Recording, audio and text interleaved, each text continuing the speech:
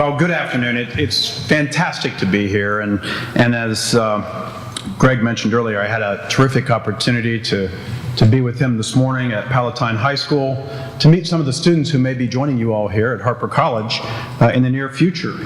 And it's a real privilege to be here now to talk to the educators who are working hard to develop this nation's workforce talent, and among students who are going to be leading the U.S. economy forward in the future. I want to recognize a few people. They've all been recognized already, but I think it's worth mentioning again the great work of President Ender and Dean Ottinger, and thank you so much for welcoming us to Harper College. You have an amazing facility, and I'm so impressed, and I can't wait to tell your story around the country as I have the opportunity to travel. Lieutenant Governor Sanguinetti, I want to give you a personal thank you, not only for your time. As Greg mentioned, I worked for a governor, and I know that the time of a governor and a lieutenant governor is extraordinarily precious, so thank you for being here. More importantly, I want to thank you for not calling me out and telling everybody she just whipped me on that welding test in there. I mean, she just beat me into the ground. It was really sad. Congratulations. And Greg Bays, thank you first of all for that kind introduction, but also for your leadership for manufacturers here in Illinois. I have the honor and the privilege of working with state manufacturing associations all over the country, all 50 of them, 51 actually when you count Puerto Rico. So I get to see their work in action, and we have some amazing men and women who lead those organizations advocating for a strong manufacturing economy in their state. But I want to tell you what, there are none better than Greg Bays, Mark Densler, who works with him as the Chief Operating Officer, and the entire team at the Illinois Manufacturers Association. You all are very, very lucky to have them in your corner. And then David Etzweiler, thank you again for being here to share your fantastic insights. Siemens continues to make contributions here in America, not just through the people that you employ and the work that you do, but also through the Siemens Foundation's investment in building a 21st century manufacturing workforce. There are several NAM members here with us today. We have 14,000 members in our manufacturing army at the National Association of Manufacturers, and I appreciate the members who are here with us today. I specifically want to call out Sandy Westland-Dinahan. She's the CEO and design engineer of Quality Floatworks. She chairs the NAM's Education and Workforce Committee. More importantly, Sandy's on my board of directors, so she's one of my bosses, and I'm really happy to have her here. And Ed Udell, who you heard from, President and CEO of the Fabricators and Manufacturers Association. Ed created the concept of a National Manufacturing Day, and it's been such a privilege and a pleasure to work with Ed in building that program out and attracting more and more young people into manufacturing facilities across the United States. The generosity of FMA helped make Harper's Advanced Manufacturing Lab a reality, and that's just a fantastic contribution to this community, Ed. Thank you so much. Well, ladies and gentlemen, I'm here today to share with you the state of manufacturing in the United States. Now, I'm probably preaching to the choir with this group, but some outside of this facility might say, well, why manufacturing? Well, it's simple, really. It's because the strength of manufacturing in America is responsible for the success of America in the world. Now, that's an indisputable fact. When manufacturing succeeds, America succeeds. It may sound counterintuitive to some of the chattering class, and it belies the picture that some would like to paint that manufacturing means things of the past, old, gritty factories, simple tools, and rudimentary machines like were around when my grandfather was a manufacturer in Chillicothe, Ohio. If that's the word that manufacturing captures in your mind, then we need to introduce you to modern manufacturing. Today's manufacturing is vastly different from yesterday's. As I said, the National Association of Manufacturers has more than 14,000 members in our association, from world-recognized brands to family-owned small businesses all up and down main streets across this country. And we are the voice of more than 12 million men and women working in those industries. And we're also representing their families and their communities that they build. Just a quick look at some of our members' work will show you modern manufacturing touches every single aspect of our lives. From Boeing's unmanned airborne vehicles that provide security, disaster relief, and search and rescue, to AbbVie's and Abbott's research and production of products that fight disease and keeps all of us well and healthy. From Tenneco's technology to make our air cleaner and our cars run more efficiently, to the vast new world of the Internet of Things, where everyday objects are now digitally connected by the web. First it was our phones, and then it was our thermostats, our watches, and our cars. Soon it's going to be everything from our contact lens to entire homes. Thanks to companies like Honeywell, for instance, you can control your home security and energy management with the touch of a button from around the world. My family is at home today, and I'm just going to push a button right now and lower the temperature in the house, and I can just hear my kids say, "Dad!" And they have no idea where I am in the world doing it. It's one of the best things I get to do every day. Iconic companies like Caterpillar are using data analytics to know when machinery may be malfunctioning and proactively initiate maintenance. That's the Internet of Things. And that is modern manufacturing. By the year 2020, 26 billion objects are going to be linked together by the Internet. And manufacturing is truly changing everything. And all of these things are changing manufacturing, and they're changing America as well. It's also a revolution that will be on display to the world this coming April at the largest industrial trade show in the world, the Hannover Messe in Hanover, Germany. This year, the United States is the official partner country for that event, which last year drew 220,000 visitors to see the latest technologies and new frontiers of digital integration in manufacturing. Now, the NAM, partnering with the United States Department of Commerce and Timmons, has rallied manufacturers in the United States to participate, and that enables us to demonstrate our global leadership. Across America, more than 12 million people, as I said, work in manufacturing, building this incredible future. Our industry contributes more than $2 trillion to gross domestic product. And imagine this, if the United States manufacturing sector were its own country, it would be the 9th largest economy in the entire world.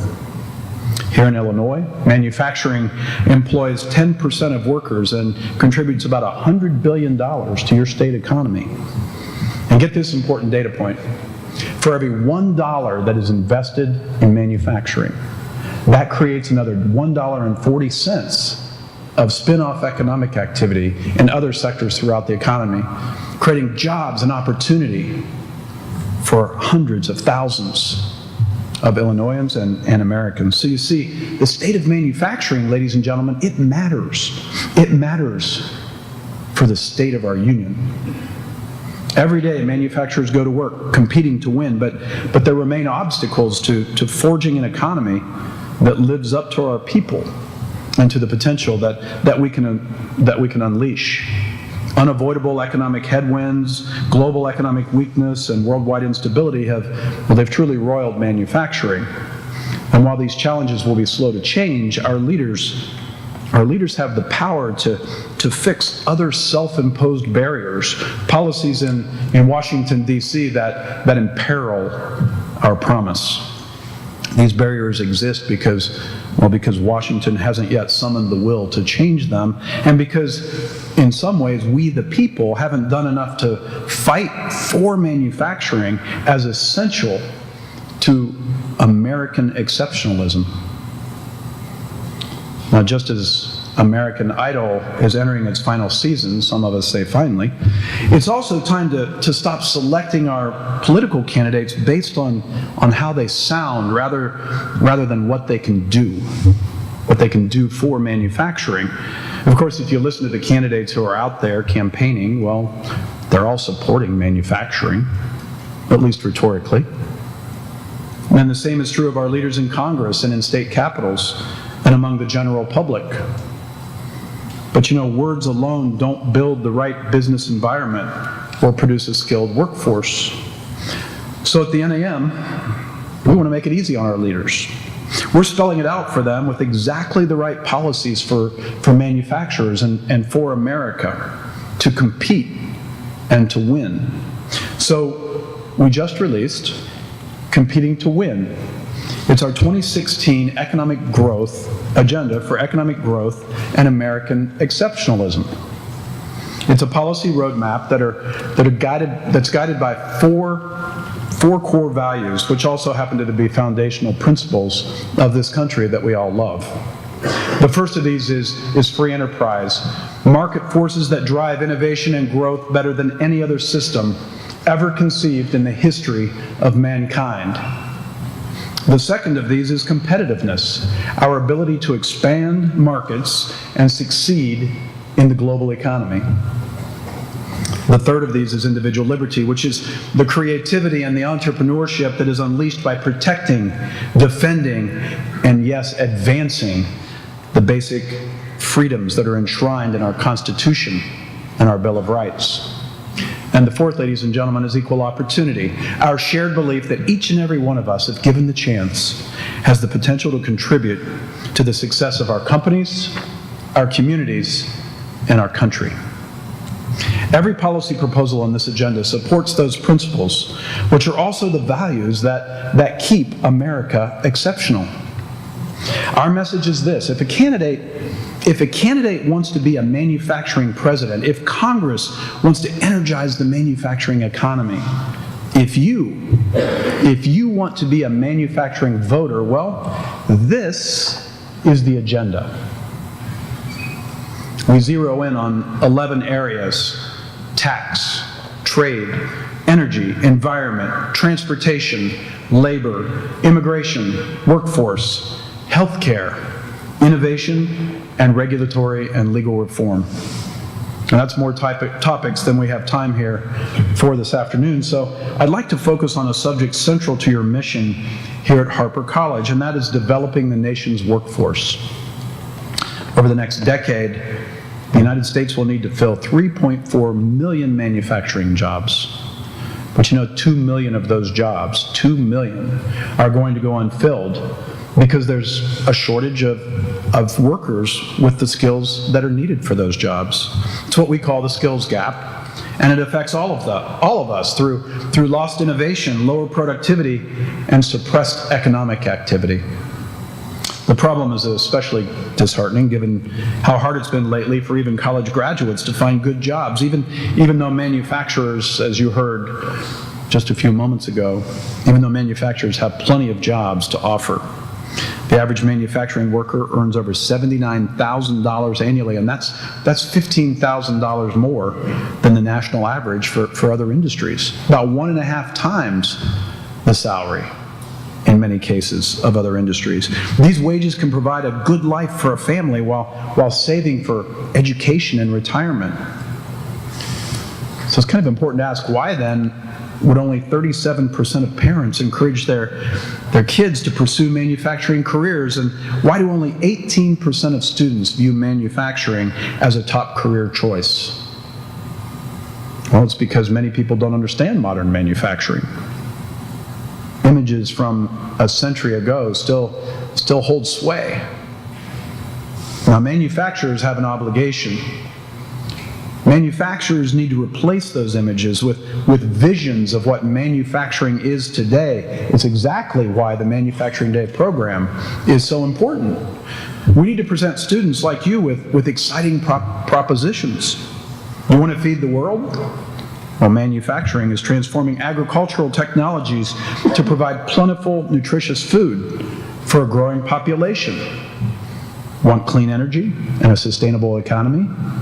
Well, that's manufacturing too, and it will require creativity and innovation. Want to save lives and treat debilitating diseases? Manufacturing includes pharmaceuticals. Want to invent the next revolutionary smart device? Well, there's no doubt about it, that's manufacturing. More students and their families and teachers and mentors need to realize the opportunities that exist in manufacturing. We also need to address training programs that prepare students to assume these challenging roles. The vast majority of manufacturing executives, they say that they struggle to find candidates who can compete, who have the skills necessary for computer and math skills, problem-solving abilities, and technical training. We need to find ways to help students develop these very, very marketable, highly marketable skills, and we need to give them greater opportunities to explore careers firsthand so they can chart a direction that is uniquely suited to their interests and their abilities. This isn't something that educational institutions like this one should be left to do alone. Manufacturing companies, schools, and communities need to partner to build the 21st century workforce, and that's exactly what's happening here at Harper College. Harper College's programs in manufacturing technology, maintenance technology, and welding technology are specially tailored to meet the needs of Chicago area manufacturers. Partnerships with the Illinois Manufacturers Associations and Timmons, as well as companies like Amada, Mitsubishi, and Miller Electric, ensure that the programs meet the needs of advanced manufacturing and lead to industry certifications. And through the Industrial Maintenance Mechanic Apprenticeship Program, students can prepare for a job after graduation. Harper College is also part of the Get Skills to Work Coalition, which includes the NAM's Manufacturing Institute and other companies and technical colleges committed to recruiting, training, and retaining veterans in long-term careers in advanced manufacturing and other disciplines. Other schools and other companies can follow your lead. Across this country, we want students to know exactly how their classes apply to the real world, rather than having to ask, will I ever use this? Kind of like the weather forecasting class I had to take in college, which I'm still trying to figure out. I never know when a storm is coming. I've got to tell you, manufacturers are here to help. We're eager to collaborate on internship and apprenticeship programs and to partner with you to align curriculum with work-based opportunities. And we're listening for ideas about how we can surround students and recent graduates with the support and work-based learning opportunities that they need and that you as students will need soon. These steps will help us close the skills gap and enable a new generation of workers to achieve great things for themselves and for their families. But to be sure, these measures alone are not going to solve our talent problems. Our workplace will also need to be strengthened, when we get our immigration policy right. Our people and our economy are strong because of our diversity as a nation. Here's a fact, whether some candidates like it or not, we are a nation of immigrants, and some pretty impressive children of immigrants as well. We attract the best and we attract the brightest, the most industrious to our shores. Instead of hostility and vitriol that's directed at 12 million human beings who happen to be undocumented, well, let's figure out how to enable them to contribute to America's success.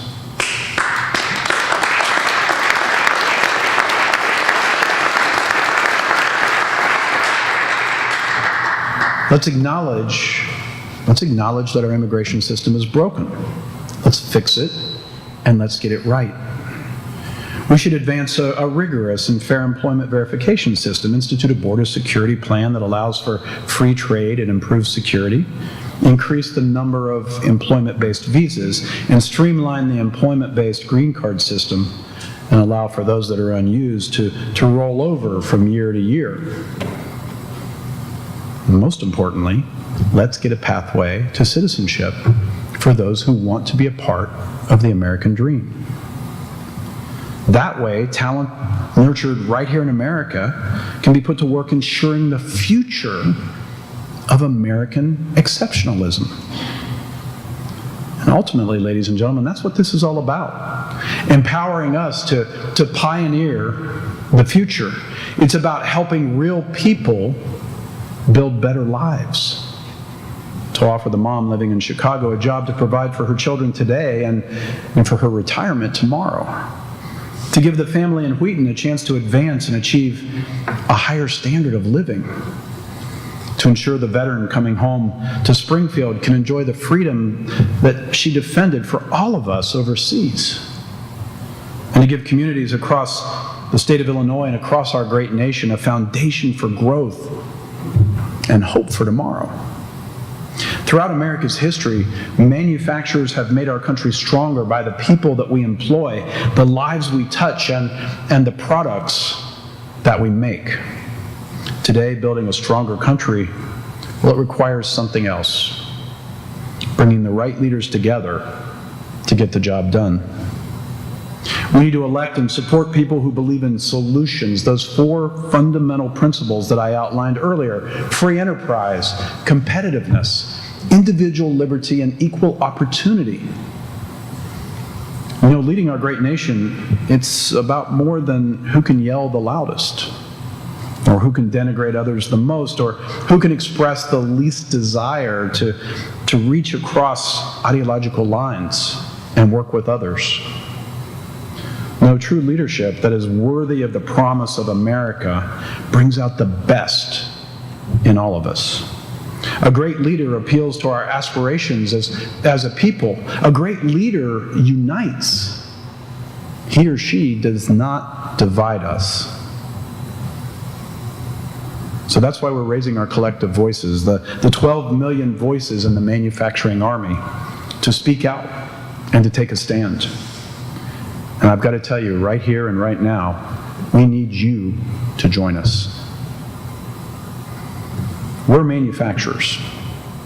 We make things. We make incredible, life-changing things. And now, it's time for all of us to make a difference again for the future of our country. I want to thank you all so much for the honor and the opportunity to be with you today. It's been so inspirational for me to see what you're doing here, to invent our future, and I look forward to working with you and alongside of you in the months and years ahead. Thank you so much, and thank all of you for the honor of being able to spend the time with you today. Look, I need something from you. I need you to be a manufacturing voter. I need you to take this document, spend some time with it, internalize it, understand the things that manufacturers need from a public policy perspective to make sure that that manufacturing in America continues to grow, thrive, and to create jobs. When you see these candidates coming around, asking for your support, asking for your vote, challenge them on these issues. Find out what they intend to do to enact this agenda for economic growth and American exceptionalism. And if you do that, and if we get others to do that all across this country, there is no stopping the America of the future. Thank you all so much, and good luck to all the students.